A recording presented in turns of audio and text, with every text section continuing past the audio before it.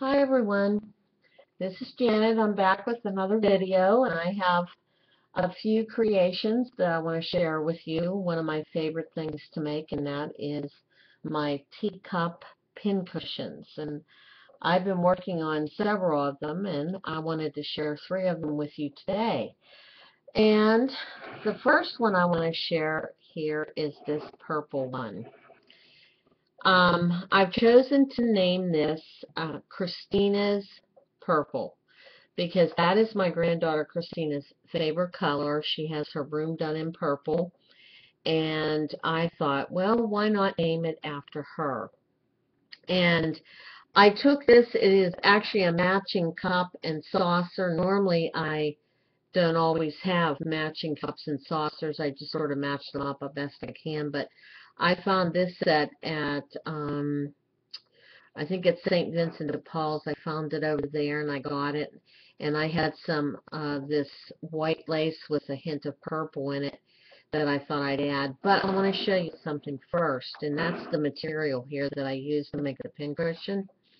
When I was out in California just a couple of weeks ago, we went to Solvang, and there's a store in Solvang called Buttons and Bows, and they have material there. All their material in that store is $1.25 a yard for printed material and $1 a yard for solid material. So I did stock up on some material.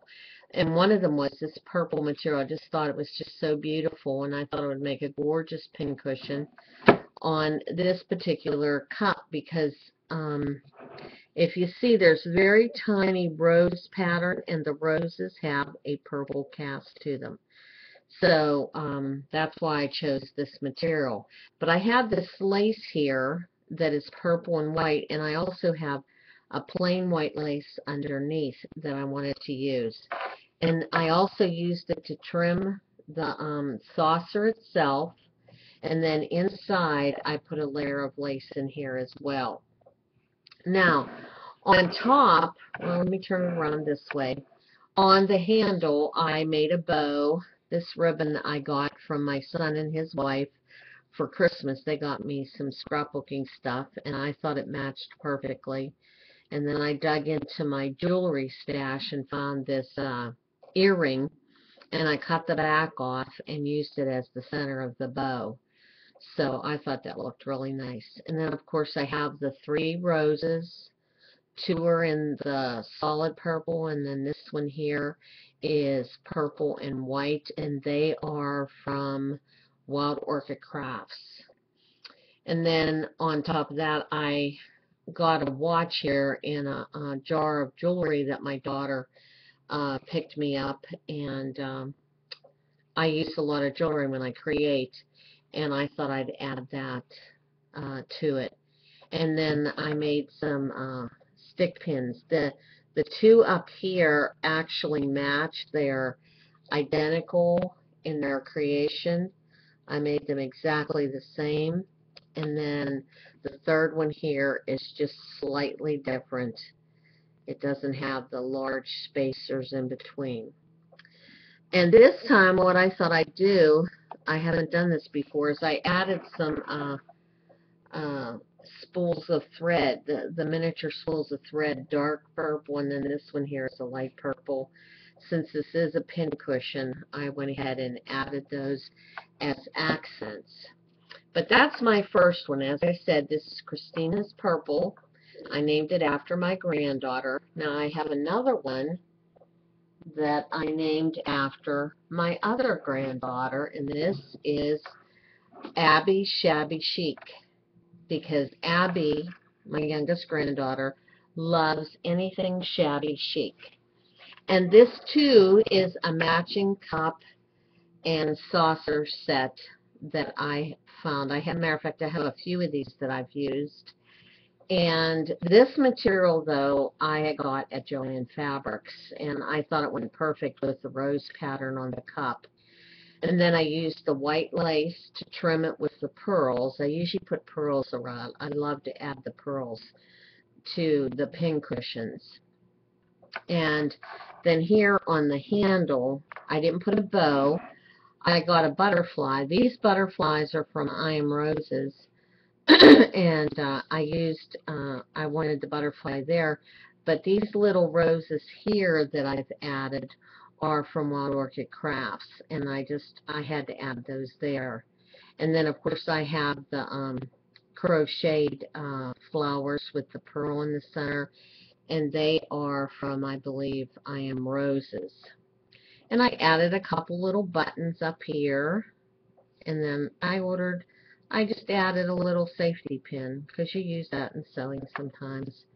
And then on top, I made 4 different stick pins. This one here with some spacers.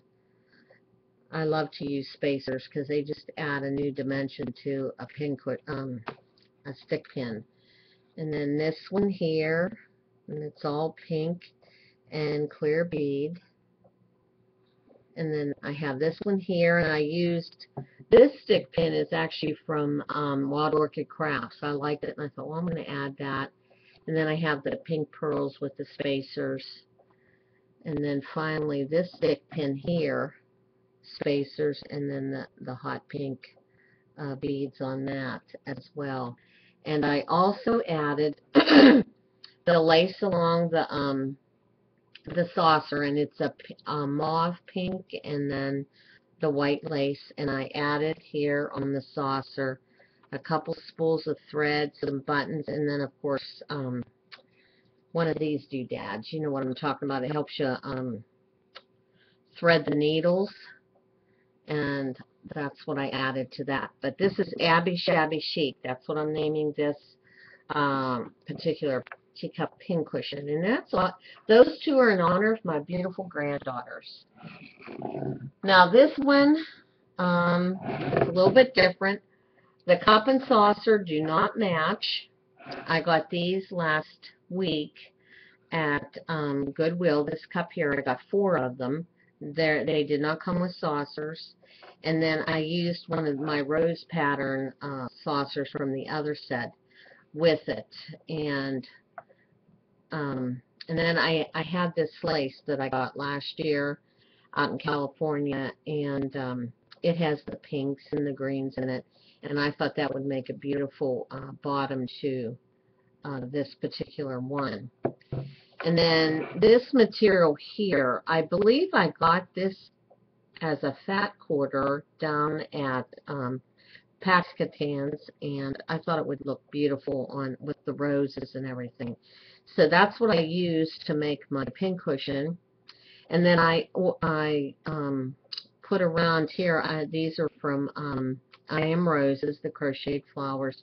I'm running out of them, and I absolutely love them. I think they make beautiful little accents.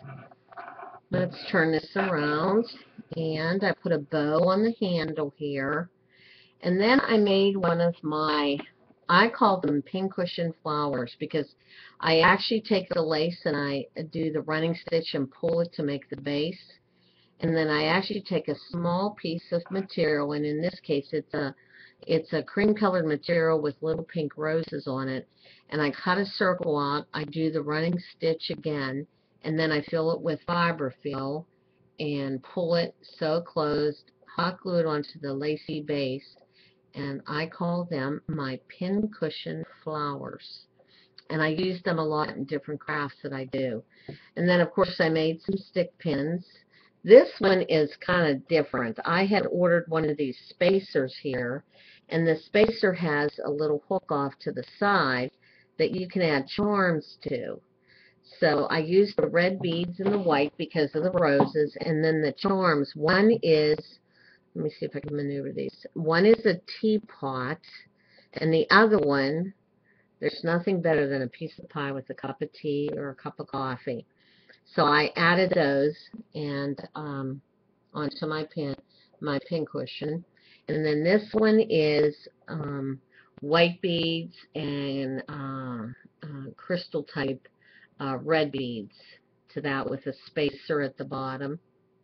And then, of course, I had to have one for in my little pincushion flower, and it is smaller. I didn't use the long stick pin, and I used red and pink and white beads with a little spacer on the bottom for that pincushion.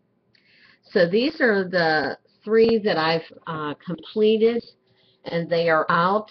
They're kind of Eastery. I know Easter's at the end of the month, and I just thought to decorate with Easter colors. And when I think of Easter, I think of, as far as Easter colors, I think pastels and flowers and stuff like that. So I have these out all over my dining room, and I really enjoyed making them. I am actually working on another teacup pincushion, but it's going to be totally different. I'll be doing a video on that when I complete it. But I did want to share these with you. I hope I've inspired you to try some of the different techniques um, in making the pincushions. And these here, this pincushion flower that I make, give it a try. You'd be surprised. Make a bunch of these. You can use them as accents, embellishments on different things. I've used them on scrapbook pages. I've used them on other pincushion projects. They are just a lot of fun to make, and they just add something. They add depth and difference to different projects you're making. So I want to thank everybody for watching. I appreciate all of you very much, and I hope you enjoyed what I've done. I hope I've inspired you. And again, thanks so much for watching. Bye-bye.